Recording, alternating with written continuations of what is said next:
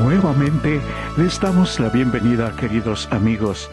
Título de la lección 11: El santuario del nuevo pacto. Nuestro texto inicial se encuentra en Hebreos capítulo 9, verso 15. Por eso Cristo es mediador de un nuevo pacto, para que los llamados reciban la herencia eterna prometida. Número 1. Introducción. Una noche sin luna, con el cielo ennegrecido como tinta que se derrama, la penumbra cubría a Frank mientras caminaba por las calles vacías de la ciudad. Después de un rato escuchó pasos detrás de él, a alguien que lo seguía en la oscuridad. A continuación, la persona lo alcanzó y le dijo: «¿Frank, el impresor?» «Sí, soy yo. Pero, ¿cómo lo supo?» «Bueno», respondió el extraño, «yo no lo conozco, pero conozco muy bien a su hermano, e incluso en la oscuridad sus gestos, su forma de caminar, su figura, me recordaron tanto a él que asumí que usted era su hermano, porque me dijo que tenía uno». Esta historia revela una verdad poderosa con respecto al servicio del santuario israelita.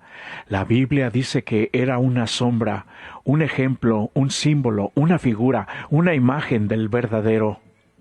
Y a continuación, las preguntas que responderemos durante este estudio. ¿Por qué Dios quería que los israelitas construyeran un santuario? ¿Qué nos enseña el santuario acerca de Cristo como nuestro sustituto? ¿Qué hace Jesús en el cielo como nuestro representante, como nuestro mediador? Número 2. Relaciones. «Y pondré mi morada en medio de vosotros, y mi alma no os abominará, y andaré entre vosotros, y yo seré vuestro Dios, y vosotros seréis mi pueblo». Levítico 26, versos 11 y 12. Hay un tema que debería quedar en claro a estas alturas.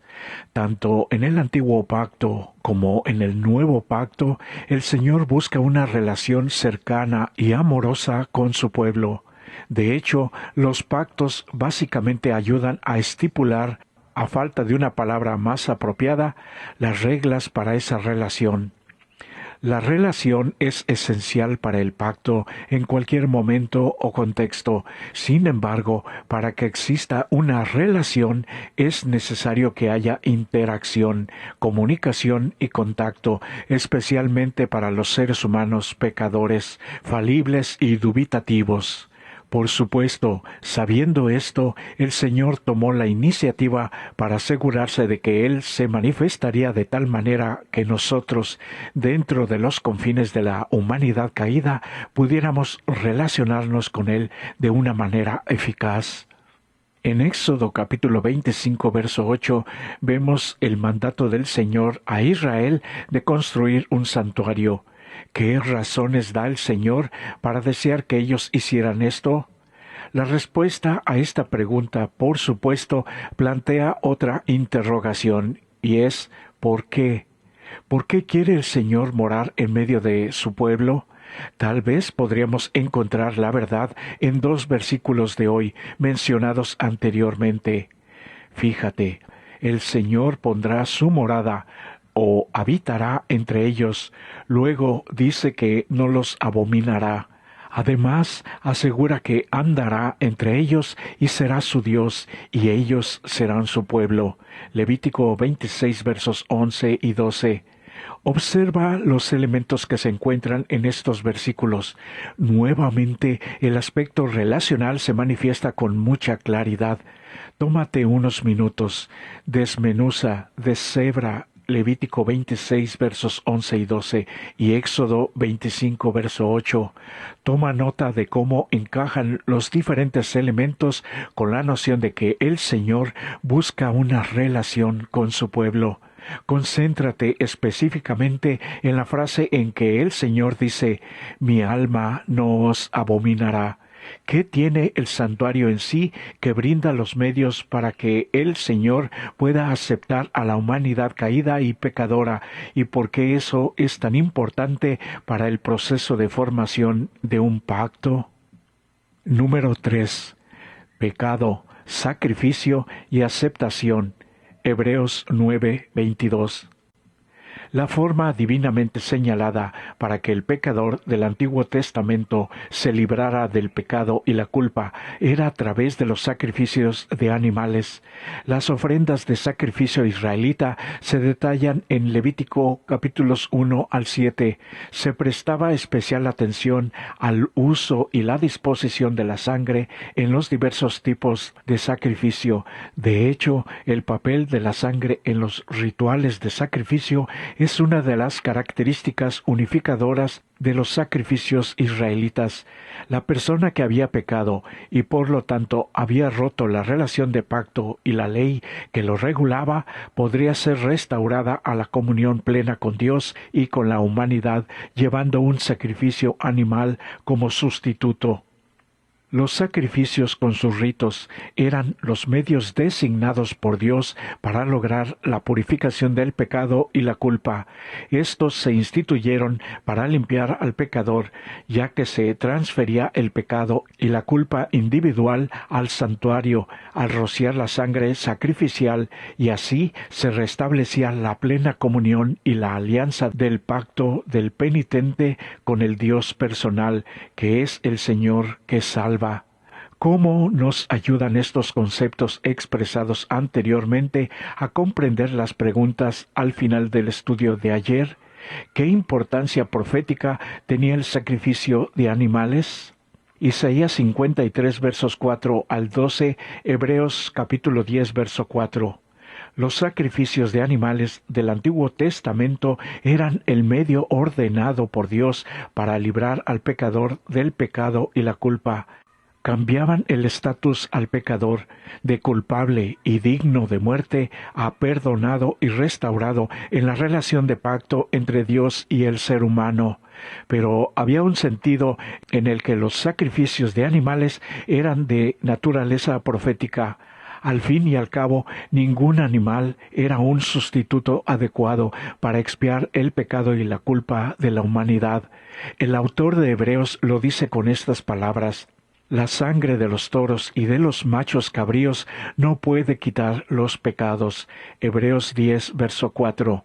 Por lo tanto, el sacrificio de un animal tenía por objeto despertar el anhelo de la venida del siervo divino humano de Dios, que moriría en sustitución de los pecados del mundo. Es mediante este proceso que el Señor perdona y acepta al pecador y se establece la base de la relación de pacto. Ponte en el lugar de alguien que vivió en la época del Antiguo Testamento, cuando sacrificaban animales en el santuario. Al recordar también cuán importante era el ganado para su economía, cultura y estilo de vida, ¿qué lección les enseñaba supuestamente sobre el costo del pecado? Número 4. La sustitución, el cual se dio a sí mismo por nuestros pecados para librarnos del presente siglo malo, conforme a la voluntad de nuestro Dios y Padre. Gálatas 1:4. No cabe duda, uno de los temas clave, y quizás este sea el tema clave del Nuevo Testamento, es que Jesucristo murió como el sacrificio por los pecados del mundo. Esta verdad es el fundamento de todo el plan de salvación. Cualquier teología que niegue la expiación mediante la sangre de Cristo niega el corazón y el alma del cristianismo. Una cruz sin sangre no puede salvar a nadie.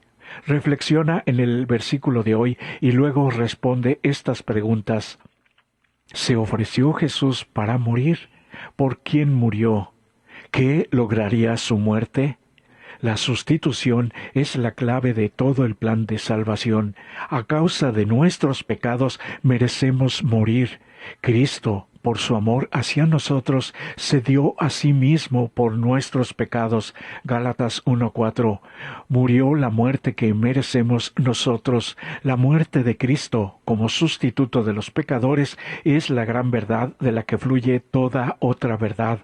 Nuestra esperanza, la de la restauración, la libertad, el perdón, la vida eterna en el paraíso, se basa en la obra que hizo Jesús, la de entregarse por nuestros pecados. Sin eso, nuestra fe no tendría sentido. Bien podríamos poner nuestra esperanza y confianza en la estatua de un pez, por ejemplo.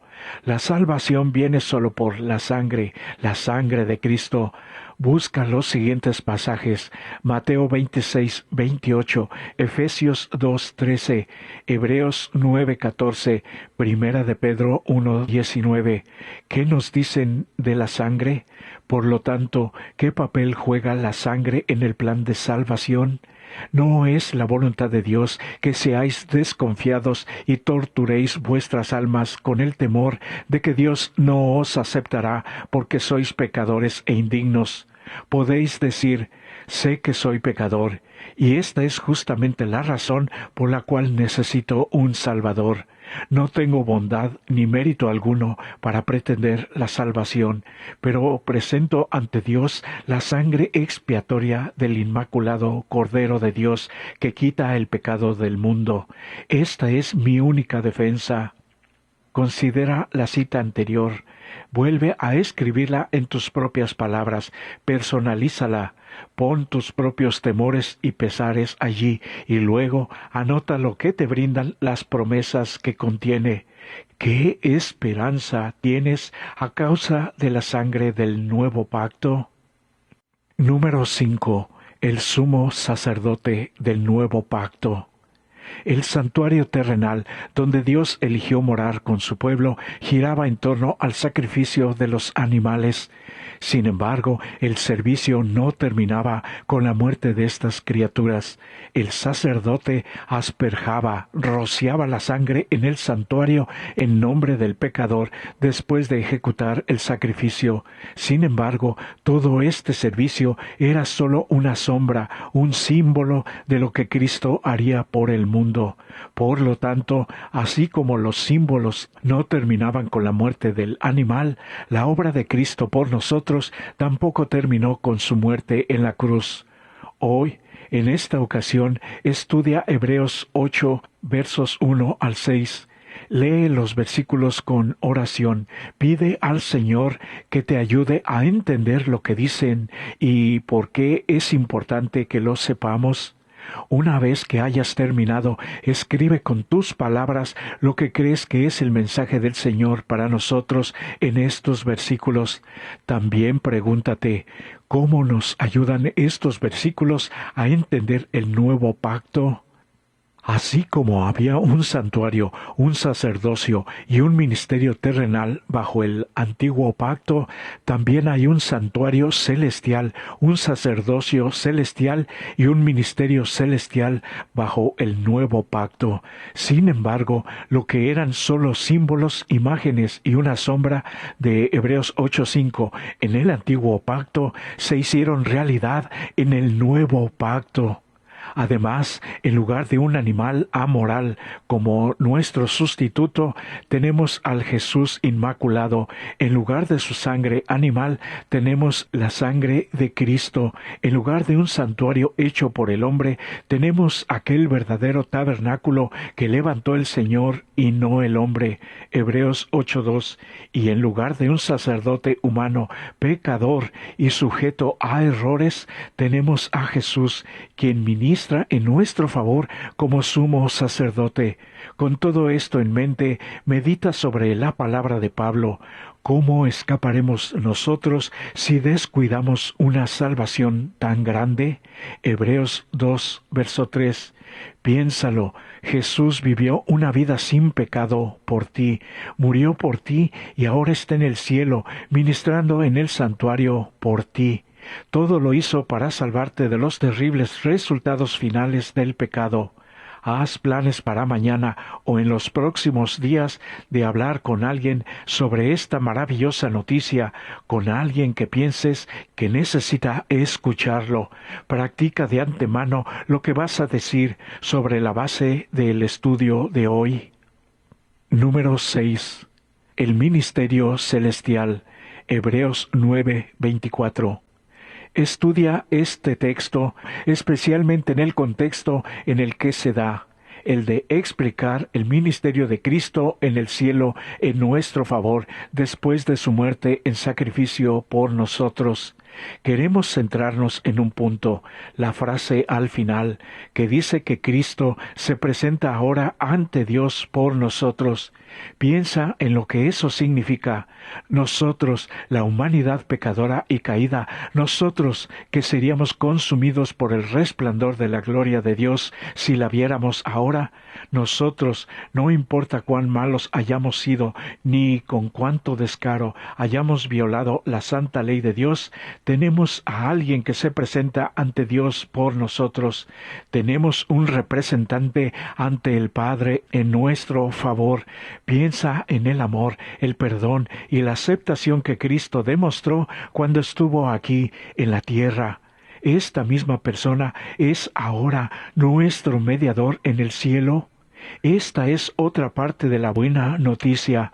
Jesús no solo pagó el castigo por nuestros pecados al cargarlos sobre sí mismo en la cruz, Primera de Pedro capítulo 2 verso 24, sino también ahora está en la presencia de Dios como mediador entre el cielo y la tierra, entre la humanidad y la deidad.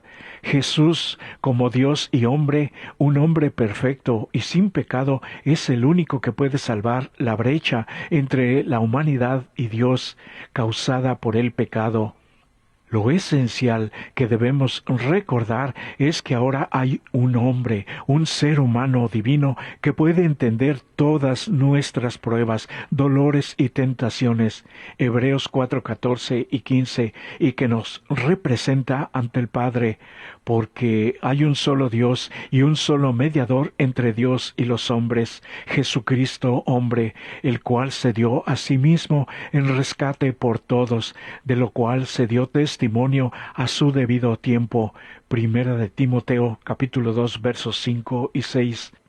¿En qué dos roles pone este texto a Jesús y cómo se prefiguraban estos roles en el servicio del santuario terrenal? La gran noticia del nuevo pacto es que ahora, gracias a Jesús, los pecadores arrepentidos tienen a alguien que se los representa en el cielo ante el Padre, alguien que ganó para ellos lo que nunca podrían haber obtenido por sí mismos, que es la justicia perfecta, la única justicia que puede permanecer ante la presencia de Dios. Jesús, con esa justicia perfecta forjada en su vida a través del sufrimiento, Hebreos 2:10, se presenta delante de Dios y reclama para nosotros el perdón del pecado y además el poder para vencer sobre el pecado, porque sin estos no tendríamos ninguna esperanza, ni ahora ni en el día del juicio. Haz oración y medita sobre la idea de un ser humano, alguien que ha experimentado la tentación de pecar de pie ante Dios en el cielo. ¿Qué significa eso para ti personalmente? ¿Qué clase de esperanza y aliento produce eso? Número 7. Conclusión. El ángel más encumbrado del cielo no tenía poder para pagar el rescate de un alma perdida.